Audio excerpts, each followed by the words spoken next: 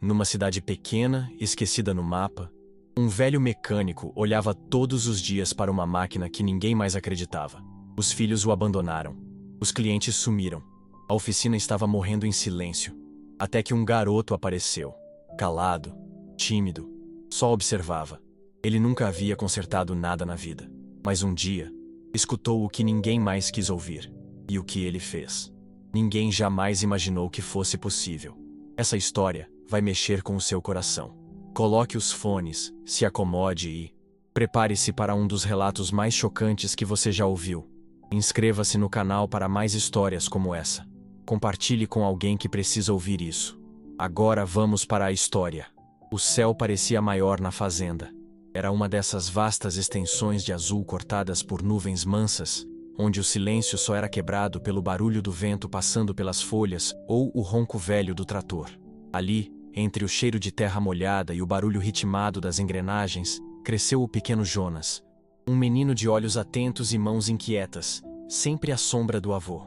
Não era incomum vê-lo correndo com uma chave de boca maior do que o próprio braço, tentando acompanhar o passo lento do velho que, mesmo com a idade, ainda tinha firmeza nas mãos e paciência no olhar. O menino não consertava nada, ao menos não ainda. Seu papel era simples, e ele o cumpria com devoção. Buscava peças, limpava a graxa das mãos do avô, observava. Sempre observava. Foi ali, entre motores antigos e engrenagens enferrujadas, que ele aprendeu a escutar o som de uma correia frouxa, a reconhecer o cheiro de óleo velho e a respeitar o tempo das máquinas. Mas não foi ali que o destino de Jonas se cumpriu. Esse lugar seria tirado dele tão rápido quanto a infância se esvai nos olhos de quem precisa crescer antes da hora. A disputa por terras começou como cochicho entre vizinhos e virou grito entre advogados. Gente rica, de longe, alegava ter direitos sobre pedaços de chão que há gerações pertenciam à família de Jonas. Quando os papéis chegaram, selados e carimbados, o avô apenas suspirou, como quem já sabia que nada resiste ao peso do poder. Venderam o que puderam, perderam o que restava. A fazenda ficou. Eles foram. Chegaram à cidade em uma tarde nublada, com caixas improvisadas e um silêncio constrangido entre os pais. O avô não veio. Ficou para trás, enterrado meses antes, sob uma árvore de sombra larga. A cidade não tinha cheiro de terra. Cheirava a asfalto quente, fumaça de escapamento e pressa. Jonas apertava a mochila contra o peito. Era como se, dentro dela, ele guardasse tudo o que sobrou de uma vida anterior. Um par de luvas sujas de graxa, um pedaço de corrente que o avô havia lhe dado como lembrança, e um pequeno caderno onde desenhava máquinas que só existiam na sua cabeça.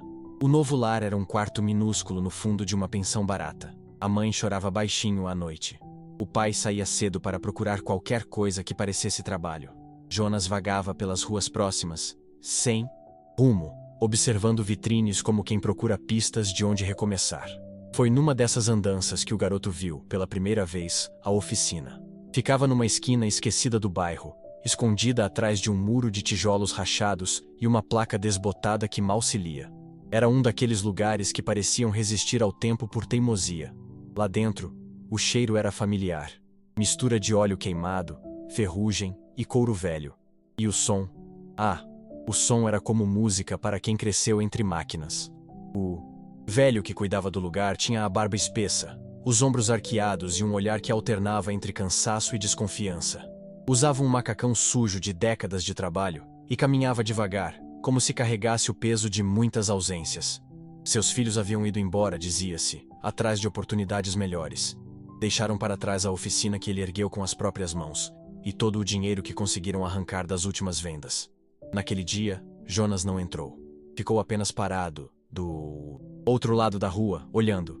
No segundo dia, atravessou. No terceiro, encostou na grade enferrujada do portão.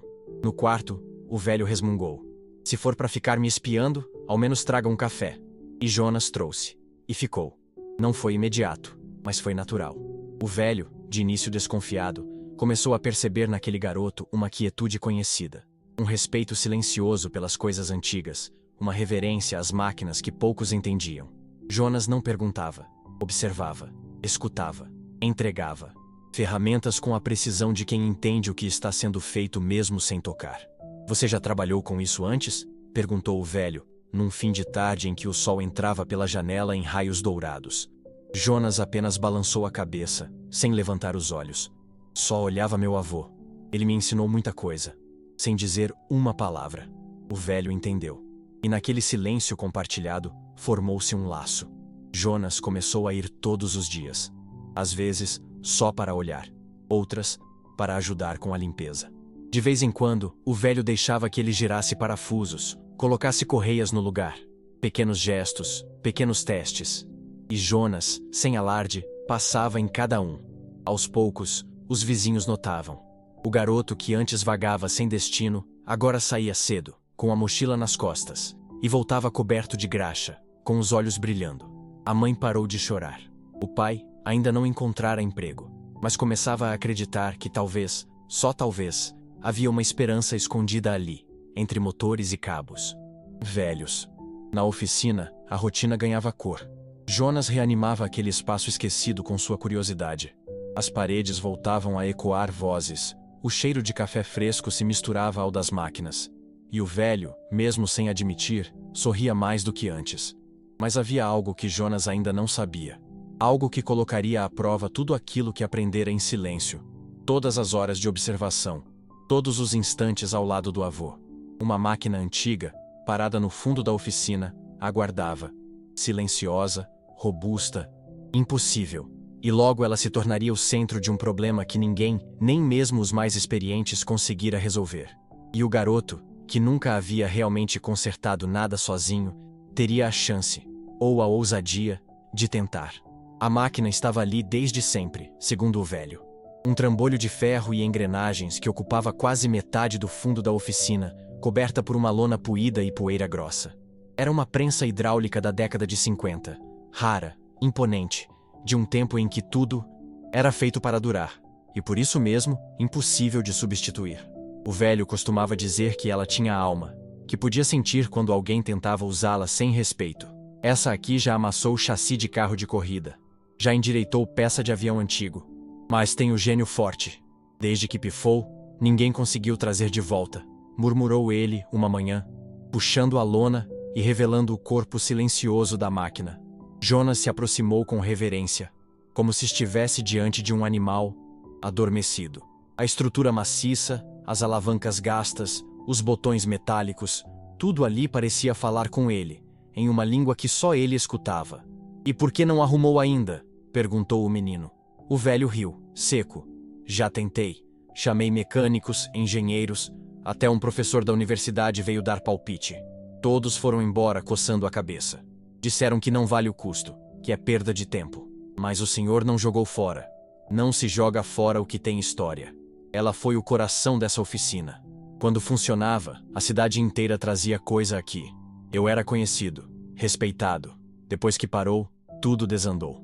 Jonas não respondeu.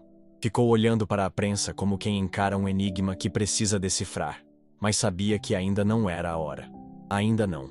Enquanto isso, a oficina seguia seu ritmo. Alguns vizinhos voltaram a aparecer, mais por curiosidade do que por necessidade. Gente antiga, que lembrava dos tempos de ouro, entrava devagar, observava o menino com desconfiança e fazia perguntas disfarçadas de comentários.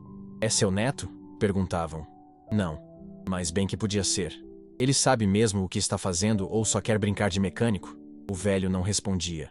Deixava que o tempo falasse por ele. E o tempo falou. Jonas começou a se envolver mais. O velho lhe dava tarefas cada vez mais complexas. Desmontar motores, limpar sistemas hidráulicos, ajustar peças que exigiam precisão milimétrica. O menino errava, claro, mas aprendia com cada erro. Observava, registrava, voltava a tentar. Às vezes, passava horas calado, apenas escutando o som das máquinas, como se tentasse ouvir suas vontades.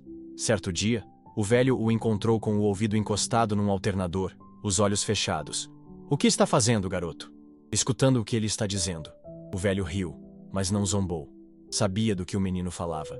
As máquinas, como as pessoas, emitem sinais. Gemem, vibram, choram.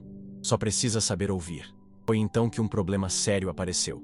E veio de fora.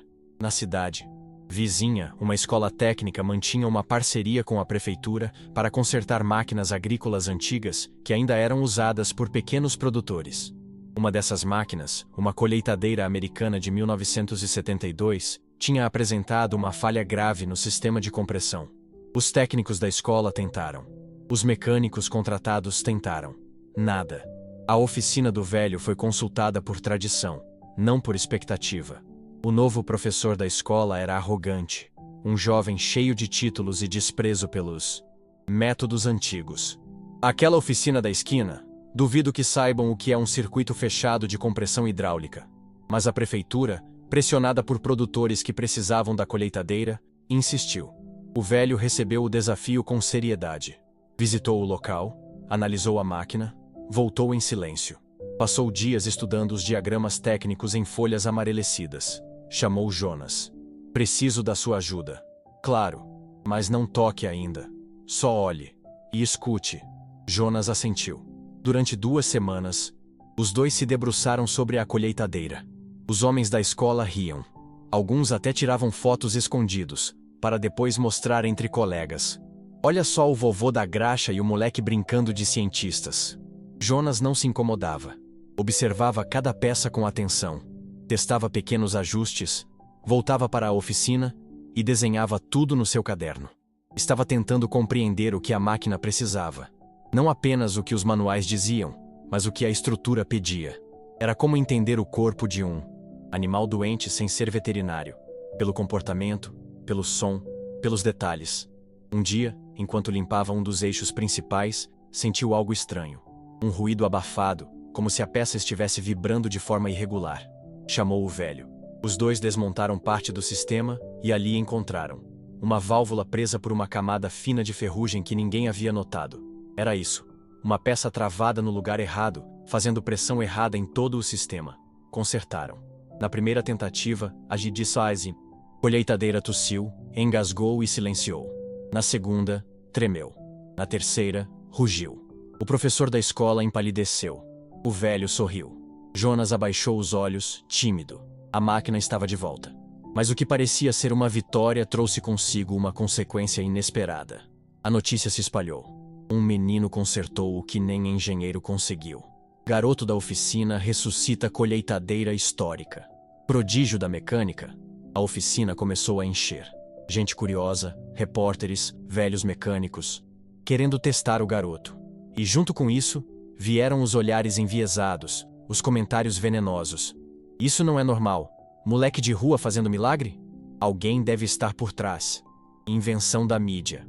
O velho tentou proteger Jonas, recusando entrevistas, limitando os trabalhos. Mas o burburinho crescia. Até os filhos que haviam sumido reapareceram. Não por saudade, mas pelo novo brilho da oficina. Estamos preocupados com o senhor, diziam, de olhos nos clientes e nas câmeras. O velho os enxergava como eram. Interesseiros. Mas não os confrontava. Estava cansado. Jonas, por sua vez, recolheu-se. Voltou a chegar cedo e sair tarde, evitando contato com desconhecidos. Dentro da oficina, encontrava paz. Fora dela, era tratado como farsa ou espetáculo. Foi nesse momento de tensão que o destino voltou a apontar para a velha prensa, a máquina esquecida no fundo da oficina. Uma senhora idosa apareceu com um pedido inusitado. Trazia uma peça de ferro dobrada, relíquia de uma carroça de seu falecido marido. Era dela que ele mais gostava. Dizem que essa prensa podia endireitar qualquer coisa. Queria tentar. Só tentar. O velho hesitou. Ela não funciona, minha senhora. Já tentamos. A mulher olhou para Jonas. Talvez agora funcione. O velho se virou para o garoto. Silêncio. Depois, um longo suspiro. Vamos ver o que ela diz. No fundo da oficina, sob a luz difusa de uma lâmpada pendurada, Jonas e o velho encararam a prensa como se fosse um gigante adormecido. Estava parada há anos. As engrenagens estavam imóveis, cobertas por ferrugem e solidão. Nos dias seguintes, mergulharam naquele desafio como quem tenta resgatar algo que está morrendo. Não por fama, nem por glória, mas por respeito. Jonas desenhou os circuitos, escutou os estalos de dentro do motor, estudou os manuais que o velho guardava em uma caixa de madeira, já quase apagados. Testou componentes, lubrificou articulações, trocou fios corroídos. E observou. como sempre. A cidade, de novo, observava de fora. Havia quem torcesse por eles, e havia quem esperasse que falhassem, para provar que tudo aquilo não passava de sorte. Mas ali, no fundo da oficina, algo renascia. Jonas via detalhes que ninguém via. Sentia onde a pressão não alcançava. Percebia o tempo de resposta das válvulas como quem sente um ritmo no peito. O velho, ao seu lado, já não lhe dava ordens, apenas perguntava. E ouvia. O garoto estava crescendo diante de seus olhos. E a máquina também. O último parafuso foi apertado no fim de uma tarde nublada, quando o vento morno parecia soprar mais devagar, como se respeitasse o silêncio da oficina. Jonas olhou para a prensa com as mãos sujas de graxa e o rosto marcado por pequenas manchas de óleo. O velho estava ao seu lado, quieto, os braços cruzados, o olhar fixo naquele monstro de ferro que, por tanto tempo, havia dormido como se estivesse morto. "Tem certeza?" ele perguntou, depois de um longo tempo. Jonas respirou fundo e assentiu com um movimento pequeno de cabeça. "Ela está pronta." Não havia plateia naquele momento. Nenhuma câmera. Nenhum curioso. Só os dois. E a senhora que retornara, esperançosa, com a peça do marido nas mãos trêmulas. A prensa parecia inalcançável, quase mítica. Por fora, ainda era a mesma. Carcaça pesada, parafusos grandes, braços hidráulicos com marcas de uso que contavam décadas. Mas por dentro, era como se algo tivesse despertado. Jonas não apenas substituíra peças. Ele entendera a máquina, ajustara ritmos, devolvera precisão, reensinara caminhos esquecidos. "Vamos tentar?" perguntou o velho, já com a chave na mão. Jonas assentiu de novo, desta vez com um brilho contido nos olhos. A senhora se aproximou e estendeu a barra de ferro, torta como um galho seco. O velho a posicionou com cuidado, como se colocasse algo sagrado no altar. E então, girou a chave. A oficina prendeu a respiração. O motor rangeu. Um estalo seco ecoou pelas paredes.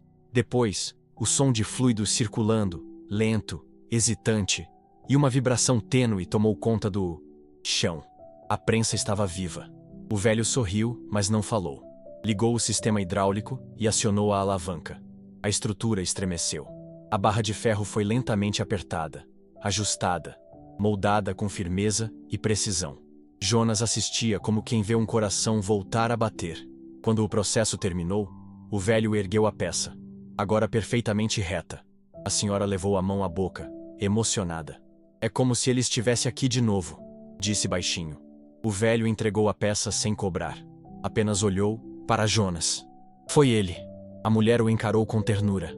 "Você tem mãos de escuta, menino. É como se escutasse o passado das coisas." Jonas corou e abaixou os olhos. Na manhã seguinte, a notícia correu como fogo seco. A prensa voltou. A velha prensa da esquina está funcionando. As pessoas começaram a chegar. Primeiro os curiosos. Depois os clientes antigos. Depois os novos. Em questão de dias, a oficina voltou a ser o coração mecânico da cidade. E, no centro dela, estava o menino. Mas não foi só a fama que chegou. Também vieram os olhares atentos, os desafios, a inveja. Os filhos do velho reapareceram com mais insistência, agora querendo participar da reconstrução do legado. Trouxeram propostas de modernização, promessas de expansão, projetos que excluíam, claro, o garoto. "O que esse moleque sabe de gestão?" disseram em uma das reuniões. "Ele é só uma criança, um acidente bem-sucedido." O velho ouviu tudo em silêncio. Quando a discussão terminou, levantou-se devagar, caminhou até onde Jonas estava, num canto da oficina, desmontando um carburador antigo, e disse apenas: "Você fica. Eles vão." Não houve mais conversa. A oficina, agora restaurada, era símbolo de resistência. E Jonas era o novo nome por trás daquela ressurreição. Gente de longe passou a visitar, a buscar o garoto que escutava máquinas. Mas ele não deixou o sucesso mudar sua natureza. Continuava chegando cedo, limpando bancadas, perguntando ao velho antes de qualquer decisão. Era como se cada gesto seu ainda carregasse a humildade de quem passou anos só observando, aprendendo em silêncio. Um dos momentos mais marcantes aconteceu numa tarde comum, quando um caminhoneiro apareceu com um motor completamente travado. Todos os mecânicos da cidade já haviam desistido.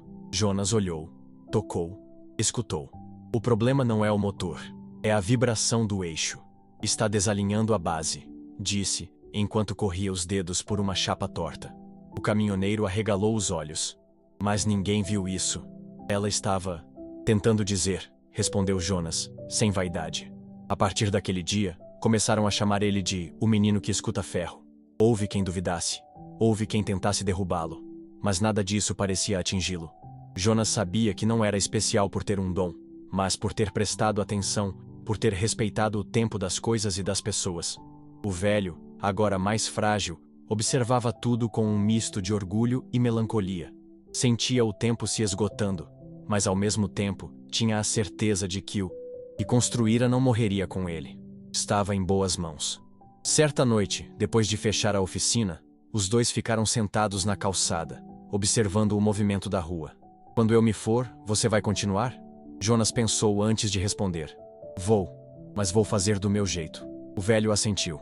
É tudo o que eu espero. E naquela noite, sob o céu da cidade que antes parecia estranha, Jonas finalmente entendeu. A oficina não era só um lugar de trabalho. Era um lar de ferro e memórias. Um abrigo para quem escutava não com os ouvidos, mas com o coração. Com o tempo, a oficina deixou de ser apenas uma construção de tijolos no fim da rua.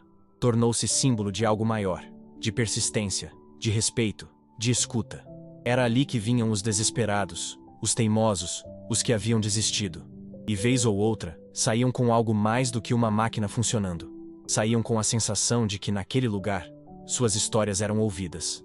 Jonas, agora com a voz um pouco mais firme e o olhar mais profundo, seguia com a mesma rotina de antes. Chegava cedo, colocava o avental, limpava as bancadas, fazia café forte.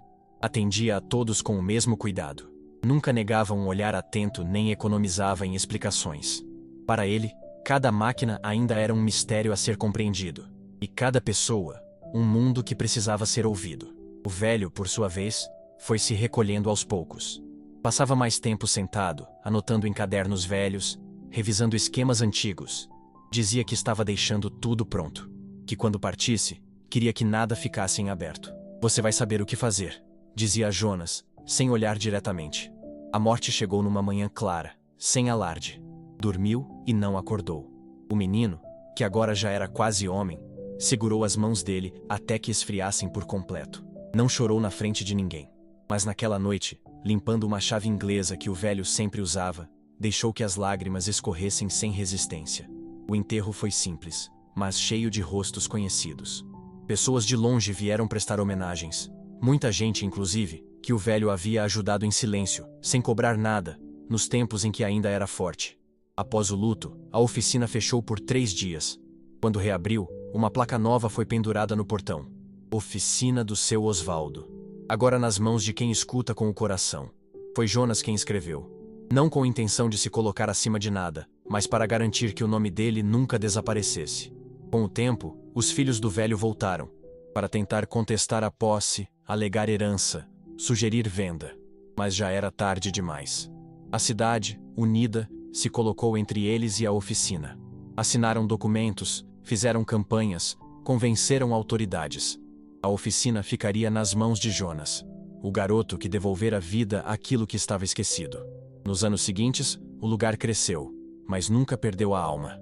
Jonas manteve o espaço original, com suas marcas de graxa nas paredes e o cheiro de óleo que parecia impregnado nas vigas. Criou um anexo, para ensinar jovens interessados. Não cobrava nada dos que vinham de famílias pobres. O conhecimento não pode ter preço para quem tem vontade, dizia. A velha prensa continuava no fundo, funcionando perfeitamente. Tornou-se quase um monumento. Não era usada com frequência, apenas em casos especiais, quando algo importante precisava ser endireitado. Certa tarde, anos depois, uma criança apareceu. Tinha os olhos brilhantes e a mesma timidez que Jonas tinha quando chegou ali. Ficou olhando da calçada de longe. Jonas o viu e, em silêncio, preparou 2 canecas de café, uma com mais leite. Se for para ficar me espiando, ao menos venha me ajudar a fechar essa caixa de ferramentas, disse ele, sem tirar os olhos da bancada. O menino entrou. E naquele instante, algo recomeçou. Porque algumas coisas não morrem, apenas mudam de mãos. E quando são passadas com carinho, com respeito, com verdade, continuam vivas. como engrenagens que não enferrujam, como histórias que nunca esquecem seu som. E assim, naquela oficina de esquina, entre cheiro de óleo e parafusos gastos, um garoto ensinou ao mundo que ouvir, mais do que saber, é o primeiro passo para consertar qualquer coisa.